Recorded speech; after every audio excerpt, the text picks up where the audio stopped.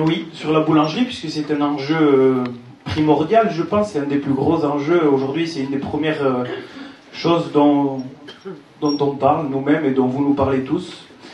Et déjà dire pourquoi nous on s'oppose à la manière dont l'équipe municipale en place souhaite réouvrir cette boulangerie. Pour nous, premièrement, comme ils l'ont annoncé, une ouverture fin 2027 nous paraît inimaginable en fait. Aujourd'hui, la boulangerie, c'est un enjeu qui doit se régler dans les plus brefs délais. Ensuite, dire que la manière et la façon dont ils souhaitent le faire nous paraît complètement anormal. Pourquoi? Parce qu'aujourd'hui, la municipalité en place souhaite acheter un nouveau bâtiment. Un bâtiment qui va coûter extrêmement cher, qui va être extrêmement cher à rénover. Vous le verrez plus tard, on a déjà des enjeux financiers qui sont importants et on ne souhaite pas alourdir encore plus cette problématique-là. Nos solutions sont simples. La première, c'est que dans les 6 mois, on va s'engager à remettre une boulangerie qui ne sera pas une boulangerie en dur, qui sera une boulangerie type Algeco, un truc qui s'ouvrira latéralement et qui permettra de faire un dépôt. Nous avons, par le porte-à-porte que nous avons effectué, déjà trouvé 2 personnes intéressées qui souhaiteraient candidater à cette possibilité.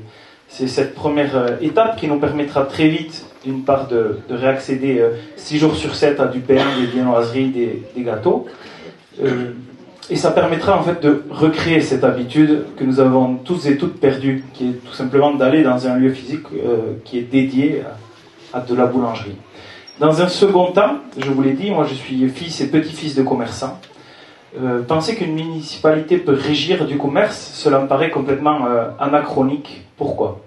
Qu'est-ce qui motive un artisan, un commerçant ou toute forme de profession libérale à travailler 80-90, 100 heures par semaine? C'est bien que la personne fait développer son activité, qu'on fait développer un chiffre d'affaires et que de ce chiffre d'affaires on pense le valoriser, sans doute le vendre. Si on a un peu de chance, on achète les murs. Et ça nous permet ainsi de pérenniser cette activité. Les retraites des gens qui font des professions libérales sont extrêmement faibles. Et c'est par ce biais-là qu'on arrive à tranquillement anticiper ces vieux jours.